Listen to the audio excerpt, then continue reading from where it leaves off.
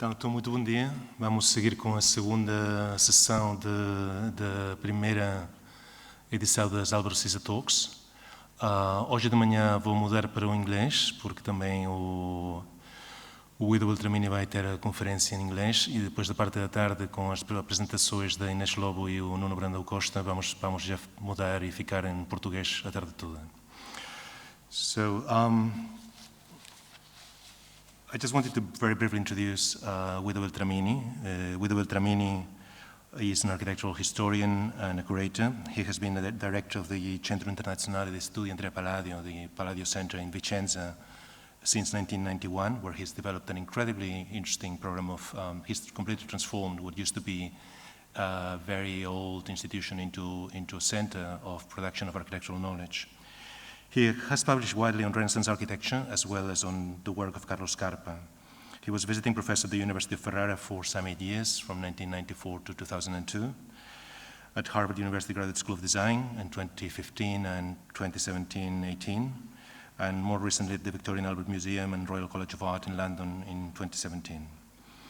He has been member of the Board of Trustees of the Canadian Centre for Architecture, the CCA, since 2015. He is also curator of exhibitions, which in recent years have also been a means of further developing his Renaissance studies, and in particular the network of relations between writers and artists. In particular, the past few years, he's done incredibly beautiful exhibitions on Aldo Manuzio. He did the Aldo Manuzio Il Rinascimento di Venezia nelle gallerie dell'Accademia in Venice. And another one which is Cosa vedeva Ariosto quando chiudeva gli occhi? What did Ariosto see when he was closing his eyes, when he was blindfolded, which is another beautiful exhibition that he prepared in Ferrara, in Palazzo Diamanti.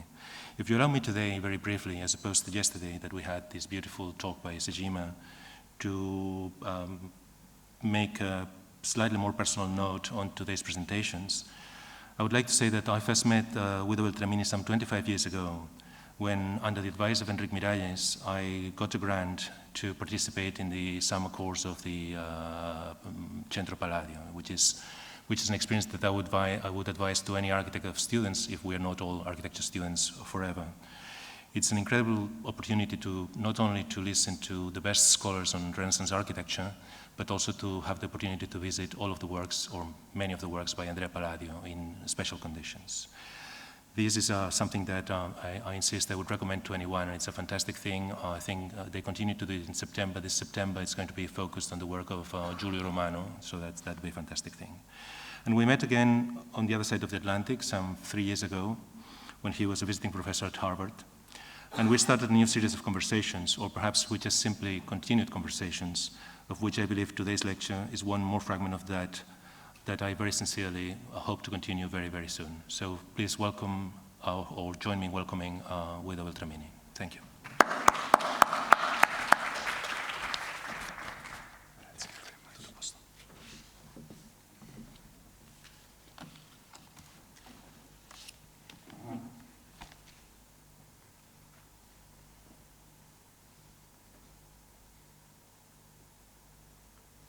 Thank you very much. It's an honor to be here. Yesterday I saw some Siza architecture in the city. A unique experience for me. One day in 1574, Andrea Palladio, in the company of the Venetian cavalry colonel Valerio Chiericati, commanded a military exercise. 500 infantrymen disembarked from a galley and maneuvered on land. We know from an eyewitness account that the maneuvers directed by Palladio and Chiericati did not reflect the contemporary practice of warfare, but were entirely inspired by ancient treatises on warfare, such as the Tactics of Aelian, the 2nd century AD Greek writers, and Julius Caesar's commentaries on the Gallic Wars. In the 1570s, Palladio was probably one of the most famous architects in Italy. So why, at the height of his career, did he devote his energies to military maneuvers on the battlefield, inspired by the warfare of the ancient world? 4 years before, in 1570, Palladio had published the famous 4 books on architecture. Thanks to this publication, for 5 centuries now, he has been considered the architect's architect. All this is well known, but maybe less known is that Palladio, after the 4 books, published other 2 books. In 1575, he published an illustrated edition of the Julius Caesar's commentaries on the Gallic Wars. In 1580, on his death, Palladio was about to publish another book on Roman warfare, an illustrated edition of Polybius's Histories, which mainly deal with the Punic Wars. Again, why did the most famous architect in Europe, at the peak of his career, spend time and money to publish about Roman warfare? And how was his interest in military matters related to his activities as an architect? As an easy route to enter the Palladian world of the ancient war, we can begin with these scenes from Spartacus by Stanley Kubrick.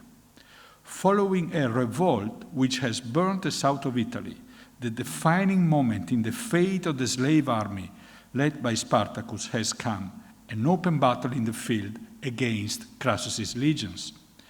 Kubrick shows us the slaves' faces to demonstrate how brave and determined they are.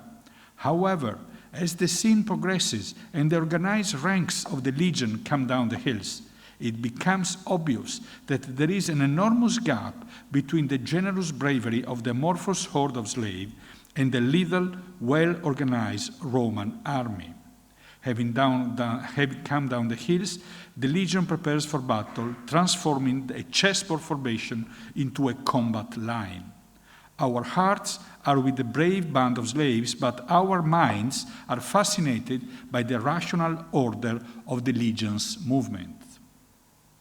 I have shown you these scenes because it was exactly this efficiency that fascinated Palladio and the group of classicist friends, and they wished to reform the Venetian army for reintroducing to the 16th century the examples of Caesar and Hannibal. We will take about this soon, but my main argument today is that Palladio did not write 4 books on architecture, but 6 books, because his books on Caesars and Polybius are strictly connected with Palladio's vision of architecture. I think that for Palladio, architecture is the continuation of war by other means. I believe that Palladio's interest in Roman warfare was because, first in the formal level, the movements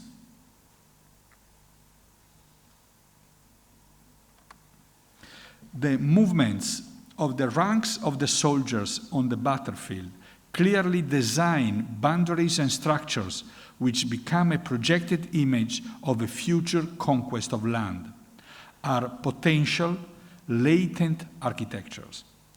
We will explore soon this aspect in relation with the Palladio projects for huge villa complexes. But going deeper at a more meaningful level, I think that logistics, we can say mathematics of the Roman warfare, explicitly express strategies for transforming the real world. We find those same strategies underlying the vision embodied in the 4 books on architecture. You all know that the reason of the Palladio's fame lays in his buildings, but he would not ever been so famous without his books.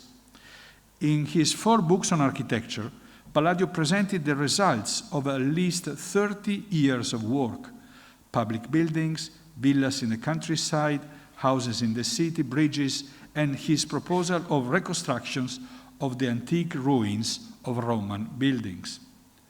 Palladio was the first architect that fully understood the potential of the new medium, the illustrated print, as vehicle to promote his own work.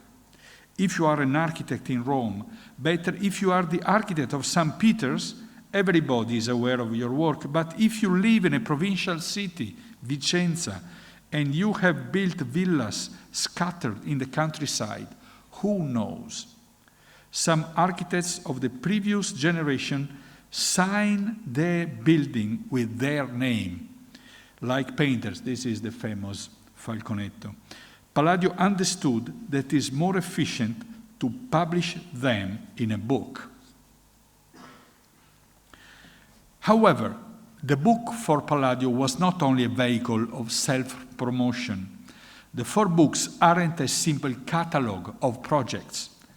They are a set of procedures, rules, and orders which convey a vision. Palladio created an architectural language to be communicated in his book, which became the vehicle for a cultural domain in architecture for centuries to come. After the publication of the 4 books, Palladio's studies of the Roman army became a key part in his research preoccupation. In 1575, he published his illustrated edition of Julius Caesar's commentaries, and in 1580, the illustrated edition of Polybius' histories was ready for printing. But the 2 books on the Roman warfare were both very demanding ventures. For the first time, 2 ancient texts, previously only published as written text, were illustrated. 42 plates for Caesar's text and 43 for that of Polybius. Previously, in 1556, Palladio had provided the illustration for the treatise of Vitruvius, translated and edited by Daniele Barbaro. But the images of Vitruvius were based on a long tradition of studies and mainly referred to architectural themes.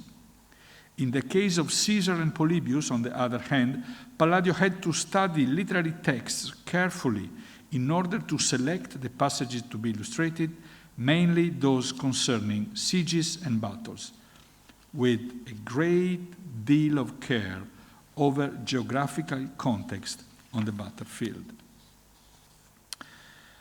There was only one precedent of an illustrated edition of the Julius Caesar text, and it was published 60 years before Palladio by an architect that Palladio has known very well, Giovanni Giocondo. Giovanni Giocondo is a key figure in the Renaissance culture of architecture because he was the editor of the first illustrated edition of Vitruvius' text, published in Venice in 1511.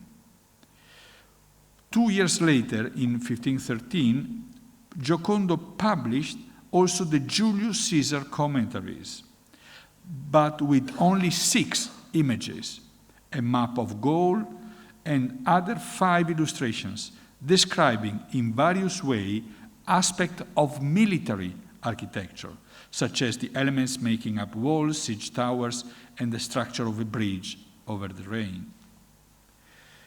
Palladio not only increased the number of plates 7-fold, but thanks to the vividness of the etchings, the bird's-eye view perspective, and the decision to include the double pages illustrations, readers could enjoy the series of Caesar's deeds and the theaters of war in a way which today we might call cinematographic, and which was truly unprecedented at that time. Palladio took special care over linking up the words and images. Palladio put a key on the back of the plates with letters corresponding to different features of the image. Furthermore, each plate has an identifying letter in the left-hand margin, which indicates not only the page, but also the precise words in the text where the description begins. Of the 42 plates, only 2 show archaeological maps of Spain and France at the time of Caesar, this and this.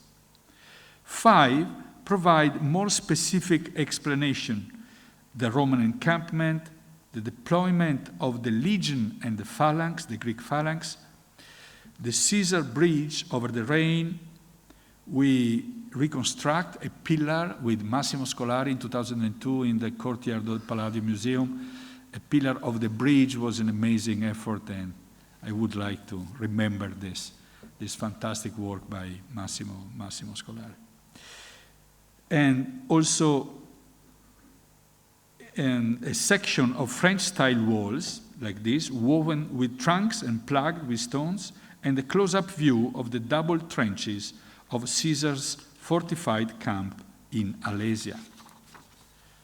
All the other 35 plates all feature battles and sieges, at times with several plates in sequence. For instance, the 3 stages of the siege of Alesia. In other illustration, we can see several battle stages simultaneously. For example, in the Battle of Bibrax, this one, showing Caesar's legions, the Helvetii, the Tulingi, and the Boii.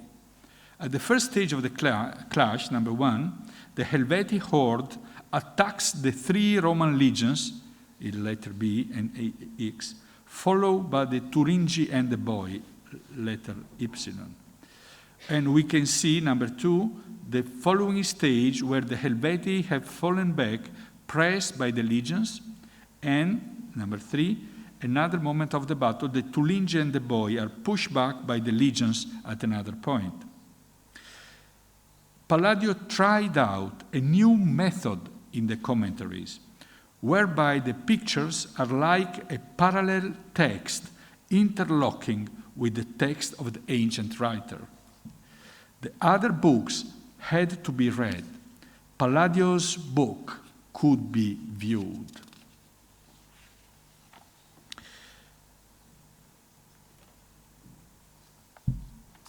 A few years later, after Caesar commentaries, Palladio began work on another illustrated book, another key text on ancient Roman wars, the Polybius Histories. Palladio died in August 1580 before he could publish the book, which never saw the light of day. However, there is a manuscript mock-up of the book now in the British Library London. I was so lucky to discover this lost manuscript in 2011. Palladio conceived of the illustrated Polybius as a continuation of the commentaries in 1575, a second volume of an ideal series. The 2 works share the same editorial logic, with an atlas of images inserted between the pages of a text, and the same effective number of plates and method of drawing and etching them. One interesting novelty is found on the plate dedicated to the Roman Quinquereme. The reconstruction is a unique document of Palladio's interest in design of ships. The other 39 illustrations are all stills from Polybius's narrative. With the effectiveness of an atlas, they represent the sequence of war events which led to the Roman conquest of the Mediterranean dominion. The theater for battles moved from Italy to Spain, Greece, and Asia Minor. Palladio chose the bird's-eye view for all the plates, which enabled him to describe the landscape and also to create compelling images. The cities can be understood in terms of the layout and geographical context, while the description of individual buildings is only sketchy. Palladio examines sites with the eye of a military man, taking account the orography and the defensive or offensive potential of each site, rather than with the gaze of a traveler interested in architecture of natural beauty spots. Battles in the field account for the majority of the images.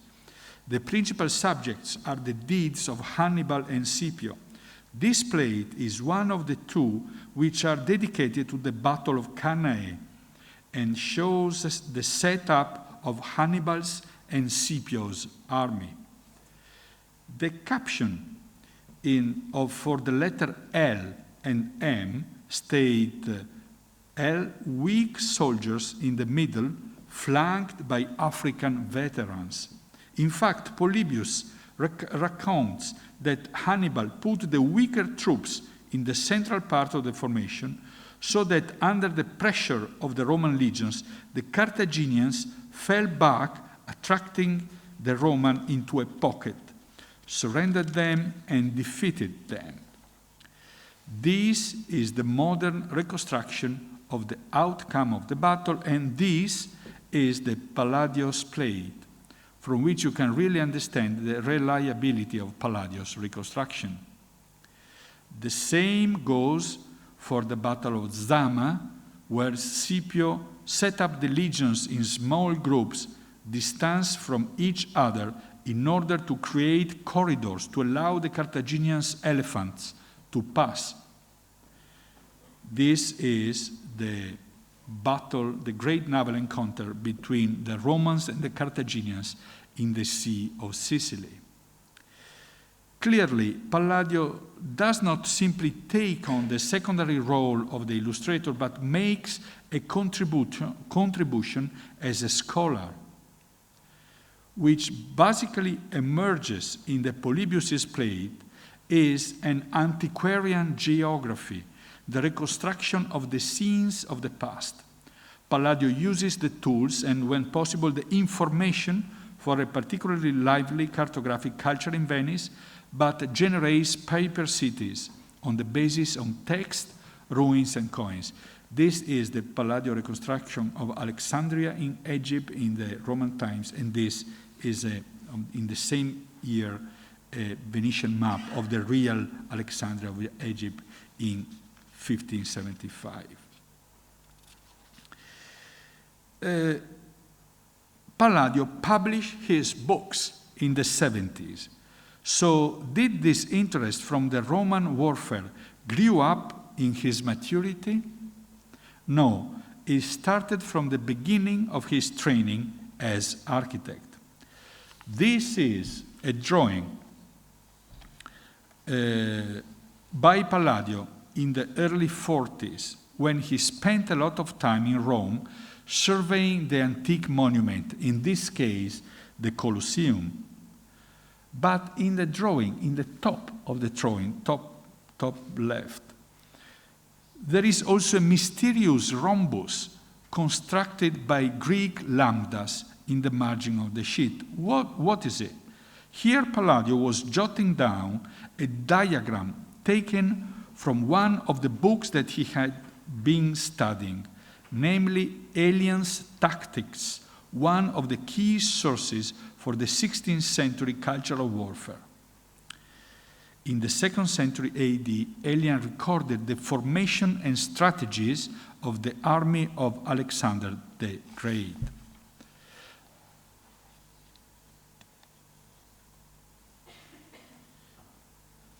Like in the 20th century futurist book, battalions made up of letters symbolize the various types of soldiers on the battlefield. This is an Aelian edition.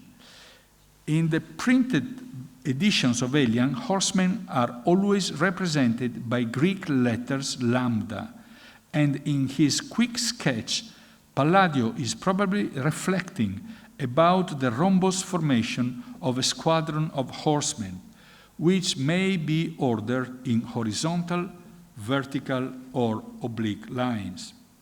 This, 30 years later, Palladio published his study in one of the Polybius plate. This is the plate, and this is the squadron of horsemen. And we know that Palladio also studied Aelian from this amazing, one of my favorite books in the Biblioteca Marciani's Venice, is a Byzantine codex saved from the ruins after the fall of Constantinople in 1453, and the book went to Venice. It is an amazing manuscript with all these elements represented, the different kind of soldiers. But there are also other clues to Palladio's interest in military affairs. In 2008, I found in Worcester College, Oxford, these two Palladio drawings. They are actually the recto and the verso of the same sheet. In this part of the sheet, Palladio annotates a passage from Polybius describing the Roman legion. But the drawings do not illustrate the passage from Polybius, are Palladio's own designs of military formations. Two battalions are facing each other, as we can see from the dash on the letter O, symbolizing a spear, and one battalion assumes a specific shape in order to thwart the enemy army's offensive.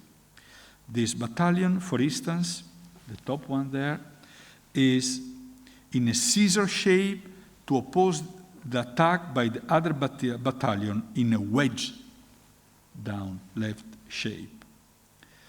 These elements tell us that Palladio had studied books of military tactics, like this one, published in Venice in 1524, and right there is published by Battista della Valle. The title of the book is Vallum, and this shows exactly the same kind of clash between elements.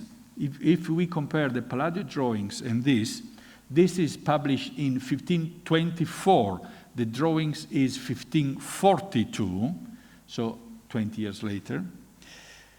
We see the same clash between a battalion in scissor formation and a battalion in wedge formation.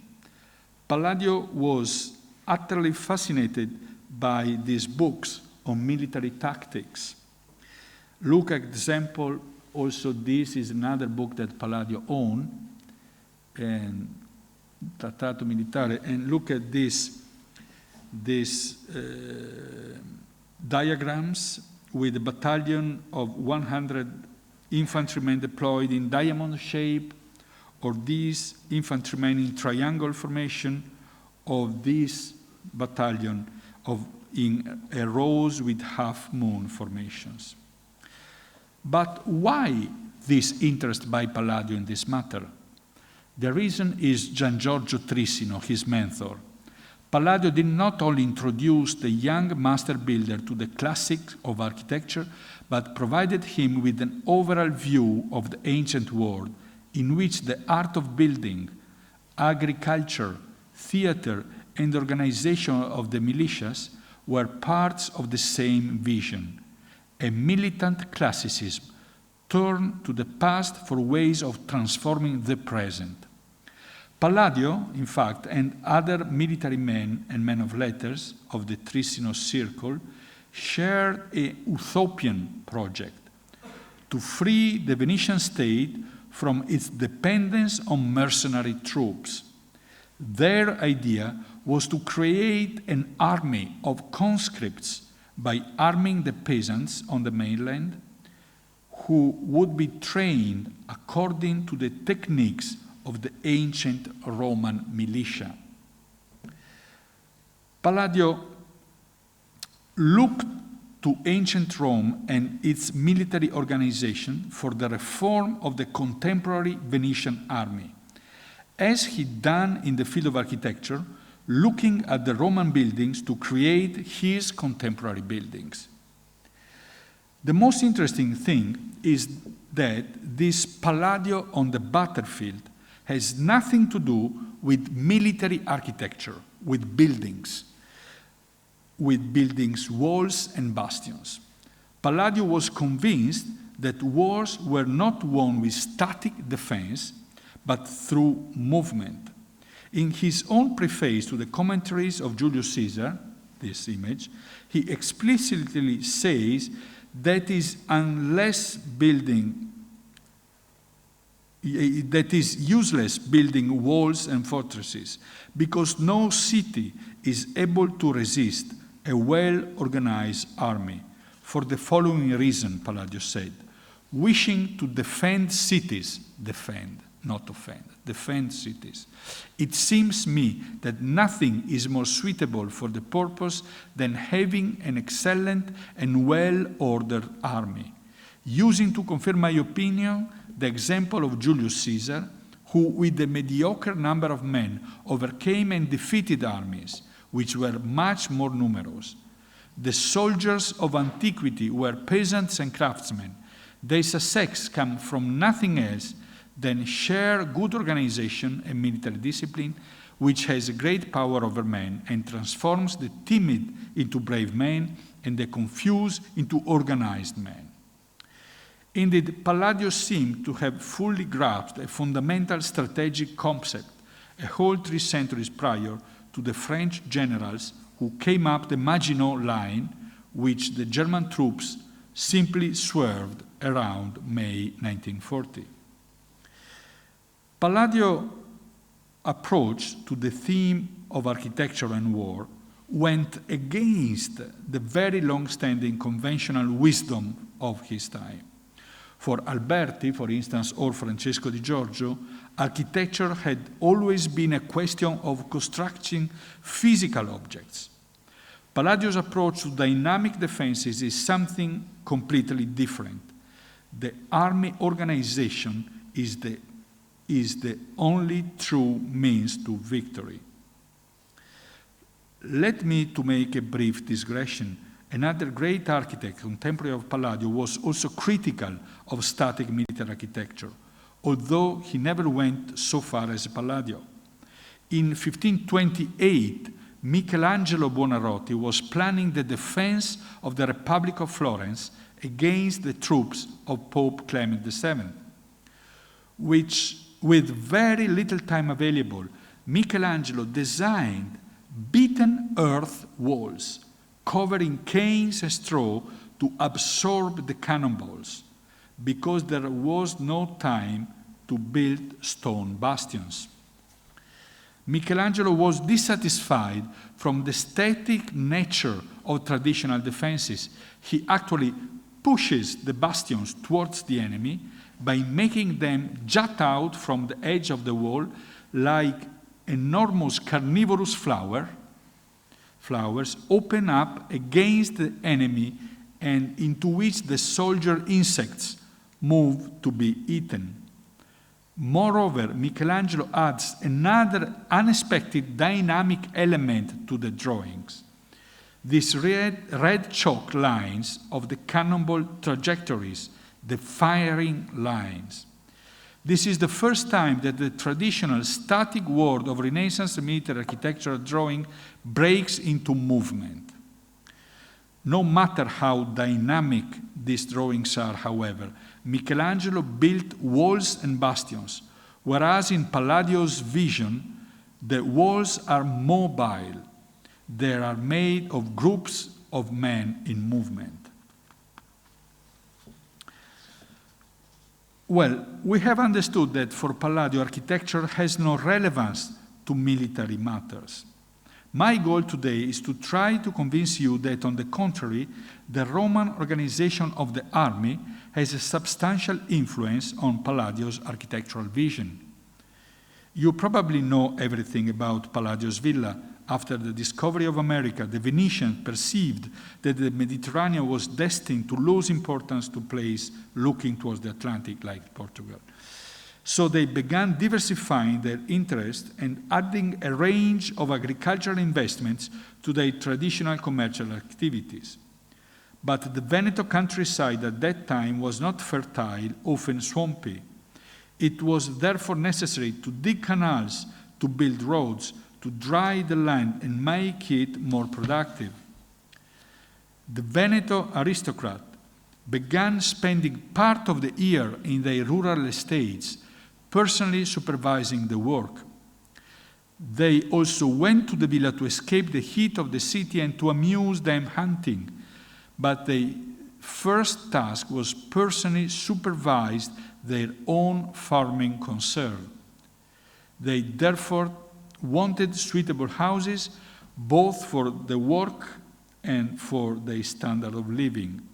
So Palladio invented the villa, a place with the master's house coexisted with the needs of life in the fields. Barchesse, outbuilding, barchesse is the Venetian term for the outbuilding, for the wagons, stables, cellars, dovecotes, and so on. There were, of course, buildings of this kind before Palladio. However, like this is a pre-Palladian villa. However, they were real farms with the various elements, the house of the owner in the center, the barchessa, the outbuilding there, the dovecote there, and the space for thrashing floor. But is with all the various elements arranged around the courtyard according to their function. Palladio took these haphazard buildings and turned them into architecture, as we can see in Villa Emo, when Palladio aligns all the elements from the dovecote to the barchesse and to the master house. In order to give dignity to the latter, to the master house, Palladio raised it on a base inside of which he put the service areas and crowned it all with a pediment like the ancient Roman temples. White, visible from a great distance on the plain, the villa were a political reference point for the surrounding territories. So we must remember that the Palladio villa is a complex of building, not only the owner's house. This drawing from the 1540s is probably the first design by Palladio for a villa complex, Villa Pisani at Bagnolo. Stairs led us from a landing on the river to the house and to the great farm court. Barns for cattle and possibly stable accommodation are on the north side of the court, guaranteeing the usual southern exposure. Symmetry, however, is maintained by running a matching colonnade of 20 columns along also the south side of the court and providing an ample portico for working under cover, parking cars, keeping tools and equipment. A strong visual relationship is established between court and house, above all by the placing of the monumental loggia at the far end of the court. Around in the same moment, Palladio developed a design of Giulio Romano for Villa Tiene at Quinto. Palladio's scheme is not an idealized one. His point of departure is the site and the old pre-existing house. We have a map of the pre-existing situation. The road to the north of the present villa existed, but not that to the south. Only one bridge, it is shown in the early map, as part of the main road which passes through the village of Quinto. The second road and the bridge which goes with it are proposed by Palladio. Palladio leaves the perimeter of the northern cortivo unchanged, but proposed the reconstruction of the great south-facing barn with an all'antica colonnade, like that in the project for Bagnolo. Then adds another barn on the south side with this, that do not exist in the map, with a similar colonnade, stables, stalls for cattle and rooms, which could be used for making dairy products or to provide lodging for the permanent staff. Toward the south, Palladio is more radical in his proposal. He virtually isolates the house, exposing it to the public view on all four sides. He does this by running another road past its south side facade, that one, and by remodeling the southern cortivo as an approximate mirror image that to the north. The garden is also divided by the new road so that a square-walled portion of it remains isolated between the two roads. Palladio's design was driven by his preference for symmetry, as there was a road on one side that needed to a road on the other, and by his recognition of the public character of the location on an important road and navigable river in the center of a village dominated by a large architectural complex. A sort of rural piazza is inserted in front of the loggia. Even the walled gardens of orchards are set at some distance from the house. The tienes, the family tiene, the owner, are very exposed to public view. The house, it is open not towards the fields, but rather to the village, the river and the road. It is at the center of the village and of the local system of communication. The rough symmetry is enough to define the complex as a single plan entity. There is another very interesting project of the same years of Villa Tiene at Cicogna. We have two options. This is one, this is the other one. The drawings reflect the site as it is recorded in this map of 1564. The villas lies between the two north-south roads. The main barn, built by Palladio, and is the only part of the scheme to be realized. The map provides a record of the earlier buildings and the new Palladio construction. The main entrance is to the east from a semicircular piazza, designed by Palladio, that and the road coming. But how kind of models Palladio can find in the antiquity as sources for this idea of villa as articulated complex of buildings and open spaces with specialized functions? We know very well the interest of Palladio for the huge Roman complex, like the bath. This is the bath of Nero, for instance, or temples. This is the temples of Hercules Victor in Tivoli. This is part of the Palestrina temple, and this is the huge plan of the complete complex of Palestrina. But I think that this source is particularly important, is the Roman army encampment, the castrum. This is the first Palladio printed image, and it was inserted in the long poem Italia liberata dai Goti, published by Gian Giorgio Trissino, Palladio's mentor, in 1547, so 30 years before the 4 books on architecture. It is the encampment of the Byzantine general Belisarius. Palladio repeated the plan in the Caesar edition and in the Polybius edition. And Palladio reconstruction closely follows the description of the Roman castrum provided by Polybius in the 6th book of the Histories. It is a long-standing tradition started by Machiavelli. A distinctive feature of the Roman military encampment was the fact that this was systematically constructed in the same way, independently on the lie of the land chosen for the site. Polybius mentions that the Carthaginians, for example, choose naturally protected position, such as a hilltop or a bend of a river, and then proceeded to fortify them, like the swimming pool I saw yesterday.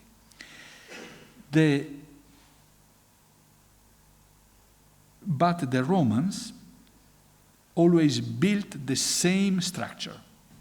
The various military construction units worked according to standardized procedures and previously established routine. They laid out a grid on which to arrange the various tents, the width of the streets and the internal path, the excavation of ditches, the size of open areas, and so on. As described by Polybius and reconstructed by Palladio, the Roman encampment was a structure built in the open field, fenced and crossed by rectilinear axes. It had a well-defined hierarchy which culminated in the praetorium, the general's quarters, surrounded by a series of minor quarters and open areas with specialized function, the pay area, the mess ration distribution point, an area for horses. It does not take any great leap of imagination to see that this structure is very close to Palladio's villas, which are organized round the owner residence, flanked by minor buildings dedicated to architectural work and farmyards with various functions. The interpretation of the Roman castrum as a model for architecture is something that Sebastiano Serlio, for instance, worked out around the same time, and also the famous plan of the city of Hochelaga, today Montreal, a very interesting drawing, print in 1556, is clearly inspired by the Roman camp. But it is not only the military camp, the element that interests to Palladio. In ancient battles, forms move on the battlefield, and the organization of battle became the handling of these forms, arranging platoons in regular units, setting them out on the ground according to precise geometries, making them move along well-defined lines and avoiding them being transformed into amorphous masses. Victory or defeat may hang on this form's ability or inability to resist. Wellington won at Waterloo because the squares of the foot guards withstood the French cavalry charge. This is some stills from the Bondarchuk films of 1970. In Italian, we call the defeat of an army una rotta, ruta in Spagnolo, and a rat in English, from the Latin rupta, broken. So, the form of the Roman battalions create boundaries and structures. The ancient forms of organization in warfare were a way of managing complexity while establishing a position on the battlefield. They already projected the future conquest of land. These forms represent the essence of the construction of a perimeter. They are force manifested to establish an order in a space by negotiating with others. I think that in the young Palladio's mind, the form of the battalions could be superimposed like the plans of buildings. Soldiers became bricks and vice versa. This is the case of reconstruction, very unusual reconstruction like this for the lower terraces in the Temple of Palestrina, or this is always the same for Palestrina Temple. We can see how close is the Palladio studies for the military formation and the plan of Villa Badoer at Fratta Polesine. But specific figurative sources for the design of more than one Palladio villa complex seems to include images found in the book Vallo. The villa there, is the most unusual plan for a villa complex. This is Villa Mocenigo alla Brenta, with two curved barchessa, outbuildings, on each side of the residential quarters around a square courtyard. We have two fantastic study drawings by Palladio, still surviving. We can see this in enlargement of the drawing. Here Palladio first designs rectilinear colonnades, but then changes his mind and in an afterthought sketches one curving colonnade wing over the more static original scheme. This is the moment in which Palladio corrects himself. This is the evolution of that design with the curved barchesse. And this is the third version of the sequence of the composition of Palladio. But it's clear that Palladio takes the inspiration for that plate from That plate from the book Vallo is the chapter 15, and that representing a battalion of 300 pikes with 2 lunettes. You can see how close are the two plans. There is another element, maybe more interesting, because it's not only a formal level. The forms of the Roman battalions are precise form, but at the same time potential forms, generated by energies that create them, but that may also destroy or transform them. They are held together by various forces, the soldiers' discipline, and the formation of the enemy's ranks. They start as potential forms and change as the battle develops. If we came back to the Palladio drawings of military formation, we can see that they are in movements. They are dynamic compositions. The symbols that Palladio used here, or with dashes, came from another key text of the 16th century cultural warfare, The Art of War, published by Machiavelli in 1521, where Machiavelli inserted 7 figures in the text. The new feature in Machiavelli's work is that the movement of troops were represented. This first figure, for example, is actually 2 images. This is the column of marching soldiers, and this is the same column deployed ready for battle. The column of X's are the corporals, which at the head of groups of 10 soldiers. And as was also be the case of Palladio, these O's with dashes here are pikemen who bear the brunt of the cavalry charge. Behind them, each simple small circle stands for infantrymen with swords and shields who move into action after the enemy cavalry has been halted and the combat between foot soldiers starts. To change from the marching formation to the battle array, the segment of the column each move to the right of the next one. The pikemen thus end up at the front with sword and shields immediately behind them, and the corporals to the left or to the right of their group of 10 soldiers. The second figure, on the other hand, illustrates how to deploy a marching column if an attack is feared from the left. And we have the same scheme. The ancient form of organization in warfare exists to control the disorder generated by the fear of soldiers on the battlefield. An artificial order is imposed which dominates the natural tendency to run away in face of danger. Order versus disorder. The Roman warfare is an expression of the will to dominate matter, to control or transform the surrounding environment. It exists thanks to orders, rules, and communicable procedures. Let's now look at the 4 books. Palladio treatise published in 1570s. Unlike Serlio, the 4 books aren't a catalogue of projects. They are a set of communicable procedures, rules, and orders which convey a vision. No Renaissance publication on architecture ever achieved such a degree of uniformity and effectiveness as Palladio's Quattro Libri. Palladio created an architectural language to be communicated in his book. This first book is dedicated to the construction materials and to the design of the architectural orders, almost a primer of building elements.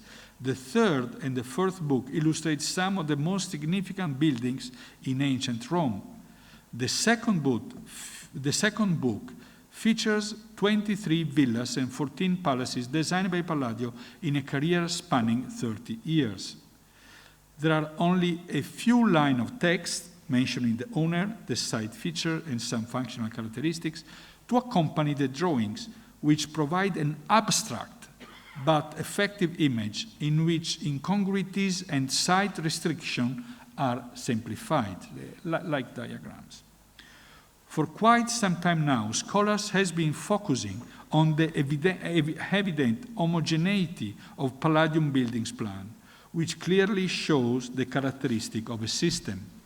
Wittcover identified a common grid in Palladia's villa plans.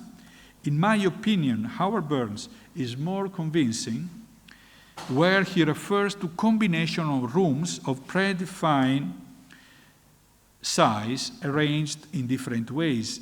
It is a molecular composition of Palladian plans which groups suites of rooms around the large sala. You know that all the rooms are the same dimension in all the villas. And the red one is 24 to 16, the blue one is 16 to 16, and the orange one is 16 to 12. And you find exactly the same dimension in all the villas. The matrix can be found in Trissino's studies of the Italian language, from which emerged the idea of architecture as a linguistic system composed of a limited choice of elements, 3 kinds of rooms, 2 kinds of stairs, connected with a particular syntax. I would like to add to this source of the Palladian system also the studies on the dynamics of ancient battles.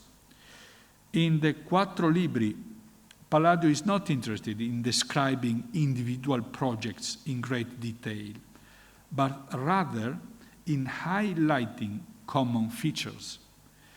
Palladio focuses not on the definition of established models, but rather on the dynamics of possible variations.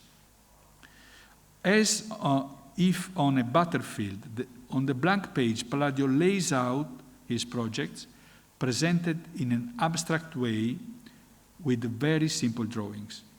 The projects are clearly described but left open to transformation.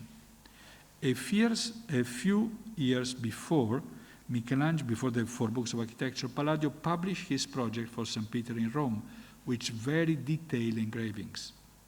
It was a brilliant example, but not open-ended and without the possibility of further development.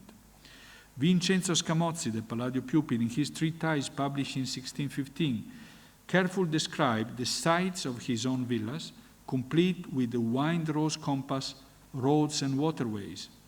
It was that particular building for that particular site.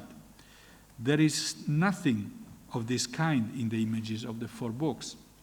The secret of Palladio's enduring success lies in his books.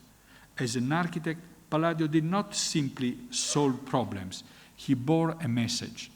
Like Leon Battista Alberti, Palladio wants to change the world. In his commentary to the edition of Vitruvio, expressing this design, it is an admirable thing to cut rocks, to pierce mountains, to dry out marshes, to straighten rivers, to make bridges and surpass nature herself in those things in which we are overwhelmed, raising immense weight and satisfying in part the innate desire for eternity by embellishing the kingdoms, the provinces, and the world. Palladio's achievement is due to the fact that he realized that books are means of conveying a system of rules which make it possible for their readers to transform the real world. His plans are laid out on the blank sheet on a featureless surface. They are potential, flexible, and open-ended forms. The Villa Rotonda exists in Vicenza, but also in Kent in England, and now at Nablus in Palestine. Thank you very much.